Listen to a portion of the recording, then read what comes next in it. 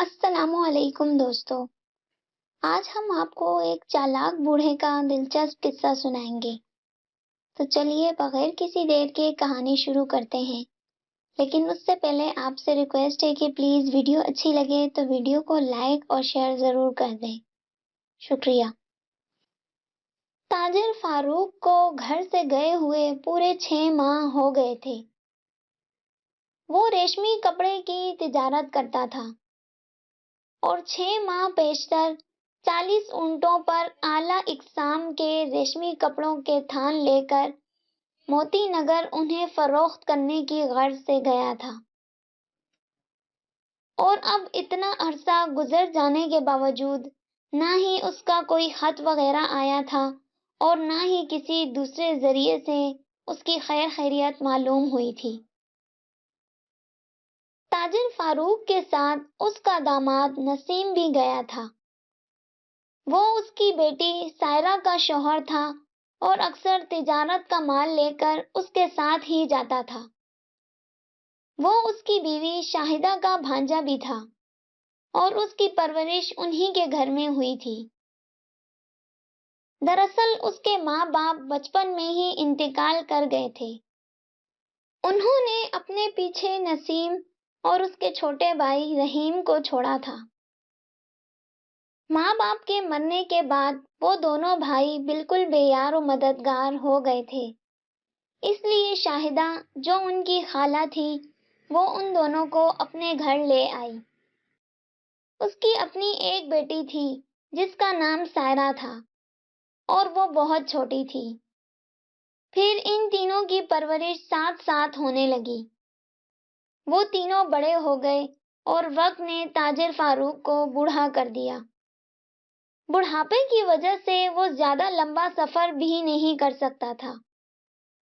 حالانکہ نوجوانی کے دور سے ہی وہ تجارت کرتا چلا آیا تھا اور اب کافی تجربہ کار بھی ہو گیا تھا، مگر اب اس بڑھاپے کی وجہ سے وہ صرف اپنے ہی شہر تک محدود ہو کر رہ گیا تھا۔ اس نے شہر میں کپڑے کی ایک دکان کھول لی تھی، مگر اس دکان سے زیادہ آمدنی نہیں ہوتی تھی۔ نسیم جو کہ اب 24 سال کا ہو گیا تھا، یہ ماجرا دیکھ کر آگے بڑھا اور اپنی مدد کی پیشکش کی۔ تاجر فاروق کو اس کا سہارا غنیمت معلوم ہوا۔ اس کی دکان تو زیادہ چلتی نہیں تھی، اس لیے اس نے دکان بند کی اور نسیم کو ساتھ لے کر دوبارہ تجارت شروع کر دی۔ وہ اس کو ساتھ لے کر تجارت کا مال فروخت کرنے کے لیے شہر شہر جانے لگا۔ نسیم کی وجہ سے اب اسے زیادہ محنت و مشقت نہیں کرنا پڑتی تھی۔ وہ بیٹھ کر اسے صرف مشورے دیتا تھا اور سارے کام نسیم ہی انجام دیتا تھا۔ اس طرح فاروق کا کاروبار ایک مرتبہ پھر چمک اٹھا اور دولت نے دوبارہ اپنا رخ اس کے گھر کی طرف کر دیا۔ تاجر فاروق نسیم کی محنت اور نیک دلی کا قائل ہو گیا تھا۔ اس کا کہنا تھا کہ دنیا کے بہت کم بھانجے، اور وہ بھی بیوی کے، اتنے ایماندار اور محنتی ہوتے ہیں۔ چنانچہ اس کی صلاحیتوں کے اعتراف میں اس نے اپنی بیٹی سائرہ کی شادی بھی نسیم سے کر دی تھی۔ کہنے کو تو رحیم بھی پورے 20 برس کا ہو گیا تھا، مگر اس نے ابھی تک تجارت میں اپنے بھائی یا خالو کا ہاتھ بٹانے کی کوشش نہیں کی تھی۔ اسے گھومنا پھرنا بہت پسند تھا اور اسی شوق کی بنا پر وہ ابھی کاروباری بکھیڑوں میں نہیں پڑتا تھا۔ نسیم اس سے کہتا تھا کہ تم اب بڑے ہو گئے ہو، کچھ کام دام کرو، آخر کب تک خالہ خالو پر بوجھ بنے رہو گے؟ اس پر رحیم ہنس کر جواب دیتا، نسیم بھائی، یہ آپ سے کس نے کہہ دیا کہ میں خالہ خالو پر بوجھ بنا ہوا ہوں؟ خالو کے کاروبار میں آپ بھی تو شریک ہیں۔ بس یہ سمجھ لیجئے کہ آپ کی کمائی میں میرا حصہ بھی نکل آتا ہے۔ آپ نے بڑے بوڑھوں کی یہ بات تو سن ہی رکھی ہوگی کہ بڑا بھائی باپ کی جگہ ہوتا ہے۔ بس جس کا باپ کما رہا ہو اسے کوئی کام کرنے کی کیا ضرورت ہے؟ رحیم کی یہ بات سن کر نسیم مسکرا کر خاموش ہو جاتا تھا۔ اسے رحیم سے بہت محبت تھی، مگر وہ اسے زمانے کی اونچ نیچ سے واقف ضرور کرتا رہتا تھا۔ مگر اب تاجر فاروق اور نسیم کی اس طویل غیر حاضری نے جہاں شاہدہ اور سائرہ کو فکر مند کر دیا تھا، وہاں رحیم بھی تشویش میں مبتلا ہو گیا تھا۔ اس کے دل میں طرح طرح کے اندیشے جنم لے رہے تھے۔ اس وقت بھی وہ اپنے کمرے میں بیٹھا انہی دونوں کے متعلق سوچ رہا تھا کہ اس کی بھابھی سائرہ وہاں پر آ گئی۔ اس کے چہرے پر اداسی کا راج تھا اور وہ بہت چپ چپ دکھائی دیتی تھی۔ رحیم اس کی طرف دیکھنے لگا اور پھر دھیرے سے بولا، سائرہ بھابھی، میں نے فیصلہ کیا ہے کہ میں موتی نگر جا کر خالو جان اور نسیم بھائی کا پتہ لگاؤں۔ میرا خیال ہے کہ وہ کسی مصیبت میں گرفتار ہو گئے ہیں اور یہی وجہ ہے کہ وہ ابھی تک واپس بھی نہیں لوٹے ہیں۔ میرا دل بھی یہی کہتا ہے۔ سائرہ جلدی سے بولی، ایسا کرو تم ابھی ہی روانہ ہو جاؤ، اور اگر وہ واقعی کسی مصیبت میں گرفتار ہیں تو جا کر ان کی مدد کرو، کیونکہ ان کی وجہ سے امی بیمار پڑ گئی ہیں اور آپ کا بھی بیمار پڑنے کا ارادہ لگ رہا ہے۔ رحیم نے اس کا ستا ہوا چہرہ دیکھ کر کہا، پھر بولا، میں اب روانگی کی تیاری شروع کرتا ہوں۔ آپ جلدی سے میرے کھانے پینے کی اشیاء کا انتظام کر دیں، کیونکہ مجھ سے بھوک بالکل برداشت نہیں ہوتی، اور اگر میں بھوکا ہوں اور گھوڑا گھاس کھا رہا ہو تو مجھے اس پر بھی غصہ آنے لگتا ہے۔ رحیم نے اپنے جانے کا پروگرام بتاتے ہوئے آخر میں ماحول کو خوشگوار کرنے کے لیے بات بنائی تو سائرہ پھیکی سی مسکراہٹ کے ساتھ بولی، ٹھیک ہے، میں تمہارے کھانے پینے کے لیے کافی چیزیں رکھ دوں گی، مگر دیکھو رحیم بھیا، تم جیسے ہی اپنے بھائی اور ابا کو ڈھونڈ لو تو یہاں پر جلد سے جلد آنے کی کوشش کرنا۔ تو سائرہ کی بات سن کر رحیم نے سر ہلا دیا۔ پھر سائرہ تو چلی گئی اور وہ سفر کی تیاری میں مصروف ہو گیا۔ موتی نگر چونکہ 25-30 کوس کے فاصلے پر تھا، اس لیے رحیم سورج ڈھلنے سے پہلے وہاں پہنچ سکتا تھا۔ اسے سفر کرتے ہوئے دوپہر ہو گئی تھی۔ چونکہ گرمیاں شروع ہو چکی تھیں، اس لیے سورج کی تمازت جسم کی کھال کو جھلسائے دے رہی تھی۔ گھوڑا مسلسل دوڑ رہا تھا اور اس کے جسم سے بری طرح پسینہ بہہ رہا تھا۔ رحیم یہ چاہتا تھا کہ کہیں ٹھہر کر تھوڑی دیر آرام کر لے۔ اس کے لیے وہ کسی سایہ دار جگہ کی تلاش میں تھا تاکہ ٹھنڈی ٹھنڈی چھاؤں میں بیٹھ کر مزے سے کھانا کھائے اور تھوڑی دیر آرام کر لے۔ تھوڑا سا اور آگے بڑھنے کے بعد اسے پہاڑوں کی ایک طویل قطار نظر آئی۔ ان کے دامن میں درختوں کے گھنے جھنڈ تھے اور حد نظر تک بے ترتیبی سے اگی ہوئی لمبی لمبی گھاس تھی۔ رحیم اس جگہ کو دیکھ کر بے حد خوش ہوا، بلکہ اس سے زیادہ اس کا گھوڑا خوش نظر آنے لگا تھا، کیونکہ اس کی چال میں عجیب سی شوخی آ گئی تھی۔ پہاڑ کے دامن میں پہنچ کر رحیم گھوڑے سے اتر گیا اور ایک مناسب سی جگہ دیکھ کر اس نے وہاں پڑاؤ ڈال دیا۔ گھوڑے کی بھاگ اس نے ایک درخت سے باندھ دی تو گھوڑا وہاں لگی نرم نرم گھاس چرنے میں مگن ہو گیا۔ رحیم نے اپنے تھیلے میں سے کپڑے کا دسترخوان نکال کر زمین پر بچھایا اور سائرہ نے جو کھانا بنا کر اسے دیا تھا اسے نکالنے لگا۔ اس کی بھابھی نے مزے مزے کی چیزیں بنائی تھیں۔ ان میں کباب، گوشت کے تلے ہوئے پارچے، میدے کے کئی پرتوں والے پراٹھے اور زعفرانی کھیر تھی۔ رحیم نے خوب سیر ہو کر کھانا کھایا۔ کھانے کے بعد اس نے ایک قریبی چشمے سے خود بھی پانی پیا اور اپنے گھوڑے کو بھی پلایا۔ اس کے بعد وہ آس پاس کے علاقے کا جائزہ لینے لگا۔ پھر ایک چیز دیکھ کر وہ چونک پڑا۔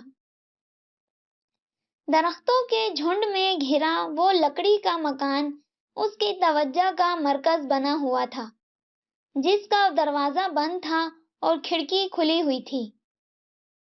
سب سے پہلے تو اس کے ذہن میں یہ خیال آیا کہ یہ ڈاکوؤں کا اڈا ہے، اور ڈاکوؤں کے متعلق سوچتے ہی اس کا ہاتھ بے اختیار اپنی تلوار کے دستے پر چلا گیا، اور پھر اس نے اس لکڑی کے مکان کی طرف جانے کا فیصلہ کر لیا۔ اس کی جگہ کوئی اور ہوتا تو اب تک وہاں سے بھاگ چکا ہوتا، مگر رحیم ایک دلیر نوجوان تھا۔ اسے جرائم پیشہ افراد ذرا اچھے نہیں لگتے تھے، اور یہی وجہ تھی کہ وہ اس قسم کے لوگوں سے الجھنے میں ذرا بھی خوف محسوس نہیں کرتا تھا۔ رحیم تیز تیز قدموں سے چلتا ہوا اس پراسرار مکان کی طرف چل پڑا۔ لکڑی کے اس مکان کے پاس پہنچ کر اس نے پہلے یہ ضروری سمجھا کہ کھڑکی میں سے اندر جھانک کر حالات سے اچھی طرح آگاہ ہو جائے، مگر ابھی اس نے سر اونچا کر کے اندر دیکھنے کی کوشش ہی کی تھی کہ اس کے پیچھے سے کسی نے کڑکتی ہوئی آواز میں کہا، اے، کون ہو تم؟ رحیم نے گھبرا کر گردن گھمائی اور پھر اگلے ہی لمحے وہ حیرت سے دم بخود رہ گیا۔ اسے مخاطب کرنے والی ایک لڑکی تھی۔ اس کا رنگ گورا تھا اور سنہری بال اس کے شانوں پر بکھرے ہوئے تھے۔ اس کی بڑی بڑی آنکھیں رحیم کو حیرت سے تک رہی تھیں۔ رحیم نے اتنی خوبصورت لڑکی پہلے کبھی نہیں دیکھی تھی۔ وہ اسے دیکھ کر دم بخود رہ گیا تھا۔ اس کی نظریں اس کے چہرے سے ہٹنے کا نام ہی نہیں لے رہی تھیں۔ لڑکی نے جو اسے اپنی طرف یوں دیکھتا ہوا پایا تو ناگواری سے بولی، یوں آنکھیں پھاڑ پھاڑ کر کیا دیکھ رہے ہو؟ کیا تمہیں میرے سر پر سینگ نظر آ رہے ہیں؟ تو رحیم سنبھل گیا اور بھرائی ہوئی آواز میں بولا، لڑکی، مجھے یہ جان کر بہت صدمہ ہوا ہے کہ تم بھی ڈاکوؤں کی ساتھی ہو۔ لڑکی نے بھنا کر کہا، میں تمہیں ڈاکوؤں کی ساتھی نظر آ رہی ہوں، اور تم جو چوروں کی طرح میرے گھر میں جھانک رہے تھے وہ کچھ نہیں۔ اگر میں نہ آ جاتی تو تم نے تو ہمارا سامان پار کرنے میں کوئی کسر ہی نہیں چھوڑی تھی۔ مگر تم مجھے پہلے اس بات کا جواب دو کہ تم نے مجھے ڈاکوؤں کا ساتھی کیوں کہا ہے؟ کیونکہ میرا خیال تھا کہ اس لکڑی کے مکان میں ڈاکوؤں کا بسیرا ہے، مگر مجھے غلط فہمی ہو گئی تھی، تم مجھے معاف کر دو، میں یہاں پر اجنبی ہوں۔ رحیم نے کہا تو لڑکی مسکرانے لگی، بولی، کوئی بات نہیں، میں نے تمہاری بات کا برا نہیں مانا ہے، تم بھی مجھے معاف کر دینا، کیونکہ میں نے بھی تمہیں چور کہا تھا۔ تو رحیم بولا، تم اس کی فکر نہ کرو، میں ایسی باتوں کا برا نہیں منایا کرتا، مگر یہ تو بتاؤ اچھی لڑکی، تم ہو کون اور اس ویرانے میں کیوں رہ رہی ہو؟ یہ بات صحیح ہے کہ شہروں میں آج کل مکانات بڑی مشکل سے ملتے ہیں، مگر ایسا بھی کیا کہ انسان پہاڑوں اور جنگلوں میں بسیرا کرنے لگے؟ رحیم نے کچھ حیرت سے کہا، میں نے آج تک شہر نہیں دیکھا، کیسا ہوتا ہے شہر؟ اور وہاں مکانات مشکل سے کیوں ملتے ہیں؟ رحیم کی بات سن کر لڑکی نے بڑے اشتیاق سے پوچھا۔ تو رحیم حیرت سے لڑکی کے چہرے کو دیکھنے لگا، پھر دھیرے سے بولا، لڑکی، تم مجھ سے مذاق تو نہیں کر رہی ہو؟ مجھے تو مذاق کرنا آتا ہی نہیں، لڑکی نے بڑی سادگی سے جواب دیا، اور پھر چونک کر بولی، ارے، مجھے تمہیں اندر بٹھانا چاہیے تھا، تم غالباً بڑی دور سے آ رہے ہو، چہرے سے تھکن کا اظہار بھی ہو رہا ہے، ٹھہرو، میں دروازہ کھولتی ہوں۔ یہ کہہ کر لڑکی نے لکڑی کے مکان کا دروازہ کھول دیا۔ رحیم جب اندر داخل ہوا تو اسے وہاں پر گھریلو سامان کی بہت تھوڑی چیزیں نظر آئیں۔ وہ کمرے میں پیال کے بستر پر بیٹھ گیا تو لڑکی کہنے لگی، تم آرام سے بیٹھو، میں تمہارے لیے کھانا لے کر آتی ہوں، اور میں تمہیں میٹھے پانی کے دریا کی مچھلی بھی کھلاؤں گی۔ تو اس کی بات سن کر رحیم نے کہا، یہاں آنے سے پہلے میں کھانا کھا چکا ہوں، اب کچھ بھی نہیں کھاؤں گا۔ تم آرام سے بیٹھو اور مجھے یہ بتاؤ کہ تم کون ہو اور اس جنگل بیابان میں کیوں رہ رہی ہو؟ میرا نام سیما ہے، لڑکی نے کہنا شروع کیا۔ میں نہیں جانتی کہ میرے ماں باپ کون ہیں، کیونکہ مجھے ایک بوڑھے آدمی نے پال پوس کر بڑا کیا ہے۔ میں اسے ہی اپنا باپ سمجھتی ہوں۔ اس نے مجھے بتایا تھا کہ میں اسے جنگل میں جھاڑیوں میں ملی تھی اور اس وقت سال بھر کی تھی۔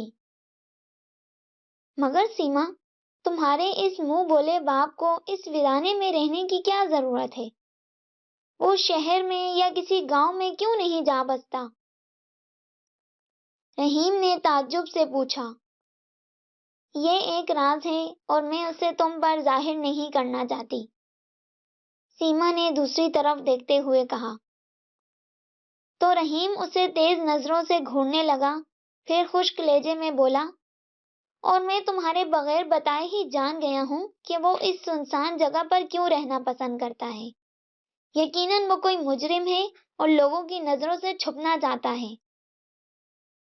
رحیم کی بات سن کر سیما کا منہ حیرت سے کھل گیا اور وہ اٹکتے ہوئے بولی، تمہیں کیسے پتا چلا؟ کیونکہ میری کھوپڑی میں بھوسا نہیں بھرا ہوا ہے۔ اچھا تم سچ سچ بتاؤ، کیا میری بات درست نہیں ہے؟ رحیم نے اپنے لہجے میں زور پیدا کرتے ہوئے کہا، تم ٹھیک کہہ رہے ہو، سیما دھیرے سے بولی۔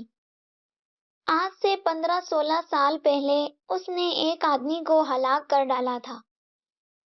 پھر اس آدمی کے بھائی اس سے بدلہ لینے کے لیے اس کے پیچھے پڑ گئے تھے اور مجبوراً اسے وہاں سے بھاگ کر یہاں پناہ لینی پڑی تھی۔ مقتول کے بھائی ابھی تک اس کی تلاش میں ہیں اور یہی وجہ ہے کہ وہ یہاں سے کہیں اور منتقل ہونے کا سوچ بھی نہیں سکتا۔ ویسے وہ بہت رحم دل اور شریف آدمی ہے۔ رحم دل اور شریف آدمی قتل نہیں کیا کرتے، رحیم نے تلخی سے کہا۔ پھر بولا، ویسے تم نے اس کا کیا نام بتایا تھا؟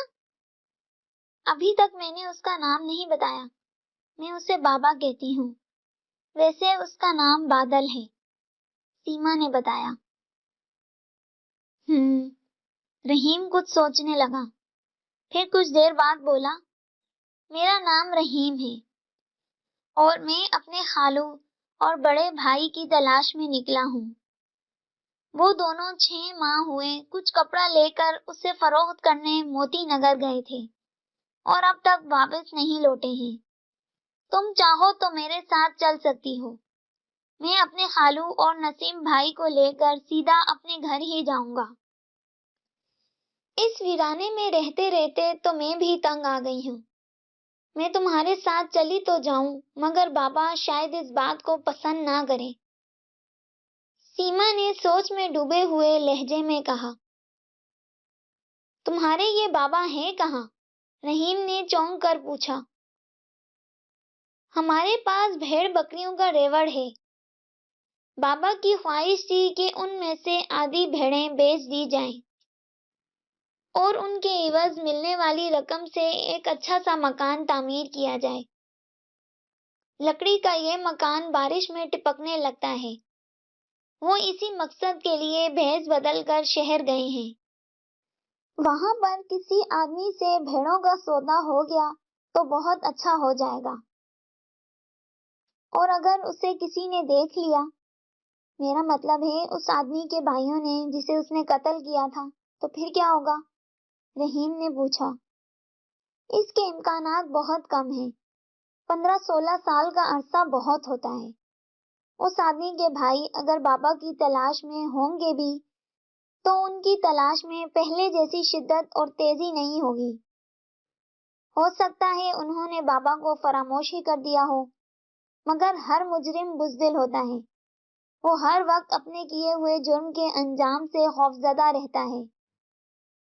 اسی طرح بابا بھی وہم میں مبتلا ہیں، اور تم تو جانتے ہی ہو کہ وہم کا علاج تو لقمان کے پاس بھی نہیں تھا۔ سیما ایک گہری سانس لے کر بولی، میں تو یہ بھی نہیں جانتا کہ لقمان کون تھا، اس لیے یہ بات جاننے کا سوال ہی پیدا نہیں ہوتا کہ اس کے پاس وہم کا علاج تھا بھی یا نہیں۔ رحیم نے بڑی سنجیدگی سے کہا تو سیما ہنسنے لگی۔ رحیم نے پھر کہا، سیما، مجھے تم سے بہت ہمدردی محسوس ہو رہی ہے۔ تم اس گھٹیا سی جگہ پر کتنی بیزار اور بدمزہ زندگی گزار رہی ہو۔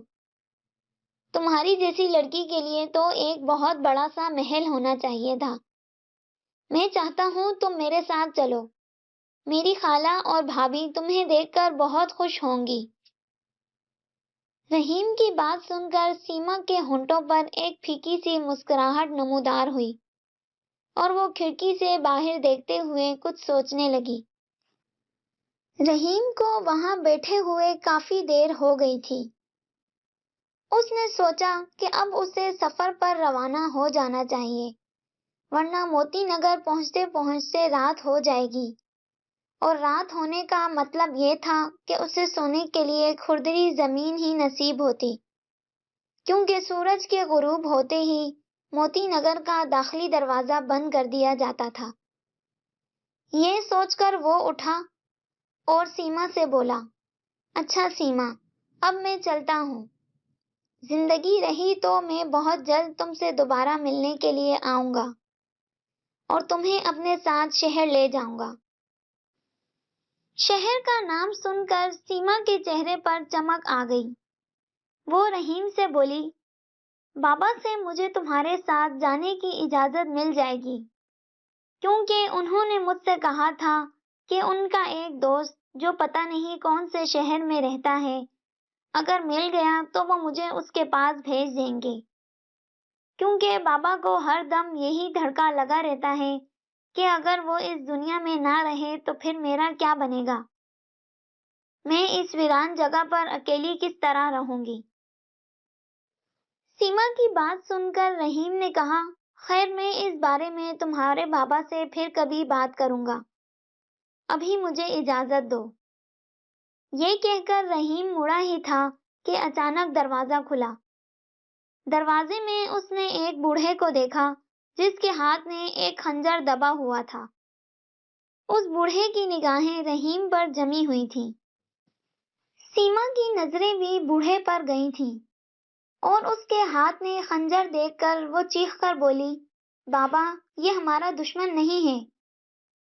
سیما کی بات سن کر بادل کے چہرے پر اطمینان کے آثار پیدا ہو گئے۔ اس نے اپنا خنجر واپس پیٹی میں رکھتے ہوئے کہا، میں نے تم دونوں کی آوازیں سنی تھیں، اور یہ سمجھا تھا کہ آج میرے دشمن ضرور میرے گھر تک پہنچ گئے ہیں، مگر بیٹی، یہ نوجوان کون ہیں؟ شکل و صورت سے تو کوئی شہزادہ معلوم ہوتا ہے۔ تو سیما نے بادل کو رحیم کے متعلق بتایا، پھر بولی، بابا، کیا بھیڑوں کا کوئی گاہک نہیں ملا؟ نہیں بیٹی، یہ بات نہیں ہے۔ میں نے شہر موتی نگر میں ایک شخص کو ڈھونڈ لیا ہے۔ وہ شاہی محل میں باغبان کے فرائض انجام دیتا ہے۔ اسے 10 بھیڑوں کی ضرورت ہے، اور وہ انہیں خریدنے کے لیے میرے ساتھ ہی آیا ہے، بادل نے کہا۔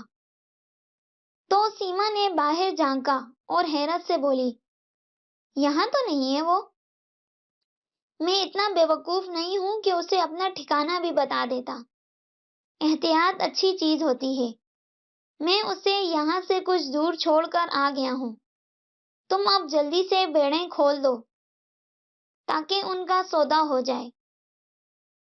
بادل کی بات سن کر رحیم نے حیرانگی سے کہا، میں یہ سوچ رہا ہوں کہ وہ کیسا شخص ہے جو کہ صرف بھیڑیں خریدنے کے لیے اتنی دور چلا آیا ہے؟ تو بادل ہنس کر بولا، وہ شخص بہت لالچی معلوم ہوتا ہے۔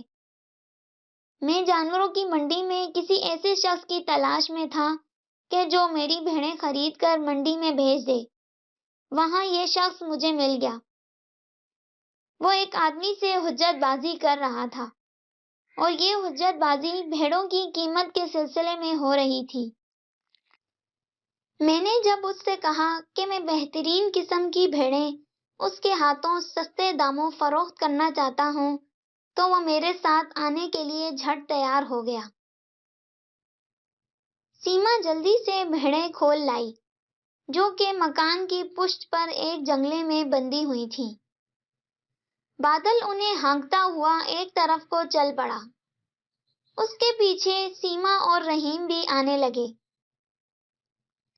وہ کچھ دور ہی گئے تھے کہ انہوں نے ایک بوڑھے کو دیکھا جو ایک بڑی سی گاڑی میں جتے اپنے گھوڑے کی بھاگ پکڑے انہی لوگوں کی طرف دیکھ رہا تھا۔ اس کا چہرہ کافی بڑا تھا، لمبی سی ناک تھی اور چھوٹی چھوٹی آنکھیں تھیں جو لالچ سے چمک رہی تھیں۔ اس کی شکل دیکھ کر رحیم نے یہ اندازہ لگایا کہ وہ بہت حریص آدمی ہے۔ جب وہ لوگ اس کے قریب پہنچے تو اس نے منہ بنا کر کہا، تم نے بہت دیر کر دی ہے، انتظار کرتے کرتے میرا برا حال ہو گیا ہے۔ اب میں ہر بھیڑ کی قیمت میں سے ایک اشرفی کاٹ لوں گا۔ یہ تو سراسر بے ایمانی ہوگی، سیما نے منہ بنا کر کہا۔ تو بوڑھا چونک کر اسے دیکھنے لگا اور پھر اچانک ہی ایسا معلوم ہوا کہ جیسے سیما کو دیکھ کر اسے شدید حیرت ہوئی ہے۔ وہ پھٹی پھٹی نگاہوں سے سیما کو دیکھ رہا تھا۔ چند لمحے گزر گئے، پھر وہ بادل کی طرف رخ کر کے بولا، یہ لڑکی کون ہے؟ تم چپ چاپ بھیڑوں کا سودا کرو، لڑکی سے تمہیں کیا؟ ویسے میں تمہیں بتا دوں یہ میری بیٹی ہے، بادل نے ناگواری سے کہا۔ اسے اس بوڑھے شخص کی باتیں ایک آنکھ نہیں بھا رہی تھیں۔ تو بوڑھے نے جلدی سے سر ہلا دیا اور اشرفیوں کی ایک تھیلی نکال کر بادل کو دیتے ہوئے بولا، یہ اشرفیاں بھیڑوں کی قیمت سے کہیں زیادہ ہیں، انہیں رکھ لو، تم مجھے اپنا بہترین دوست پاؤ گے۔ اگر تمہیں کبھی مدد کی ضرورت ہو تو سیدھے میرے پاس چلے آنا۔ میں شاہی محل کا باغبان ہوں، میرا نام سلیم ہے، تم کسی سے بھی میرا پتہ پوچھو گے تو وہ بتا دے گا، میں موتی نگر میں بہت مشہور آدمی ہوں۔ یہ کہہ کر سلیم نے تمام بھیڑوں کو اپنی گھوڑا گاڑی میں بھرا اور وہاں سے رخصت ہو گیا۔ اس کی بے سر و پا باتوں نے سب کو حیران کر دیا تھا۔ بادل نے سر کو جھٹکتے ہوئے کہا، میری سمجھ میں تو کچھ نہیں آ رہا، آخر اس بوڑھے سلیم کا ان باتوں سے کیا مطلب تھا؟ پھر وہ کنجوس آدمی معمولی بھیڑوں کی اتنی زیادہ رقم بھی دے گیا ہے، اور سیما کو دیکھ کر وہ چونکا بھی تھا، آخر وہ چاہتا کیا تھا؟ سیما اور رحیم کے پاس بھی ان باتوں کا کوئی جواب نہیں تھا۔ سلیم کی ان پراسرار باتوں نے بادل کو پریشانی میں مبتلا کر دیا تھا۔ جب وہ تینوں واپس مکان میں پہنچے تو رحیم نے اپنا گلا کھنکار کر کہا، میرا نام رحیم ہے، میں ایک کام سے موتی نگر جا رہا تھا کہ اس ویرانے میں یہ مکان دیکھ کر یہاں چلا آیا۔ یہاں میری ملاقات سیما سے ہوئی اور اس کی زبانی مجھے آپ کے بارے میں ساری باتوں کا علم ہوا۔ آپ نے کئی سال پہلے کسی کو قتل کر دیا تھا، اس لیے ڈر کے مارے اس ویرانے میں رہنے لگے۔ مگر مجھے یہ بتائیے کہ اس معصوم لڑکی نے آپ کا کیا بگاڑا ہے جو آپ نے اس کو بھی اس اجاڑ اور سنسان علاقے میں رہنے پر مجبور کر دیا ہے؟ رحیم کی باتیں سن کر بادل کے چہرے پر اداسی نظر آنے لگی۔ وہ خلا میں گھرتے ہوئے بولا، نوجوان، تم صحیح کہتے ہو، میں واقعی سیما بیٹی کے ساتھ زیادتی کر رہا ہوں، مگر میری بھی چند مجبوریاں ہیں۔ سیما مجھے آج سے 14 سال پہلے قریبی جنگل میں ملی تھی۔ اس وقت وہ صرف سال بھر کی تھی۔ میں شام کو جنگل سے لکڑیاں لینے کے لیے گیا تھا۔ اس روز دوپہر کو زبردست طوفان آیا تھا اور بارش کے بھی آثار تھے۔ ایسے موسم میں گھر سے نکلنا خطرناک ہی ثابت ہوتا ہے، مگر چونکہ سردیوں کے دن تھے اور گھر میں لکڑیاں ختم ہو گئی تھیں اور میں رات کو دیر تک جاگنے کا عادی ہوں، اس لیے میرے لیے آگ بہت ضروری تھی۔ خیر، جب میں جنگل میں لکڑیاں اکٹھی کر رہا تھا تو یہ لڑکی مجھے ایک جھاڑی میں دبکی ہوئی ملی۔ اسے میں اپنے گھر لے آیا اور اس کی پرورش کرنے لگا۔ میں نے اس کا نام سیما رکھا تھا اور اب مجھے اس سے اپنی بیٹیوں کی طرح ہی محبت ہے، اور اس قدر محبت کرنے کے باوجود میں اسے اپنے سے جدا کرنے کو تیار ہوں، مگر مجھے اپنے ایک گہرے دوست کی تلاش ہے۔ میرا وہ دوست بہت اچھا ہے، وہ سیما کی دیکھ بھال بھی بڑے اچھے طریقے سے کر سکتا ہے، مگر میں اسے کافی کوششوں کے بعد بھی نہیں ڈھونڈ سکا ہوں۔ نہ جانے وہ کہاں چلا گیا ہے۔ بادل کی بات سن کر رحیم نے کہا، ہو سکتا ہے کہ میں اس سلسلے میں آپ کی کوئی مدد کر سکوں۔ اپنے دوست کا حلیہ اور نام بتائیے، میں انہیں ڈھونڈنے کی کوشش تو بہرحال کروں گا۔ تو بادل نے کہا، اس کا نام فاروق ہے اور وہ ریشمی کپڑے کا تاجر ہے۔ بادل کی بات سن کر رحیم حیرت سے بولا، میں بھی انہی کی تلاش میں گھر سے نکلا ہوں، وہ تو میرے خالو ہیں۔ یہ سن کر بادل کے چہرے پر خوشی کی ایک چمک ابھری اور وہ جلدی سے بولا، تم وہی رحیم تو نہیں ہو جس کا ایک بڑا بھائی بھی تھا اور اس کا نام نسیم تھا؟ تم دونوں کے ماں باپ تمہیں بچپن میں ہی چھوڑ کر خالق حقیقی سے جا ملے تھے۔ میں وہی رحیم ہوں، رحیم نے جلدی سے کہا۔ دوستو، یہ دلچسپ اور سنسنی خیز کہانی ابھی جاری ہے، تو اس کا نیکسٹ پارٹ دیکھنے کے لیے آپ جلدی سے چینل کو سبسکرائب کر لیں۔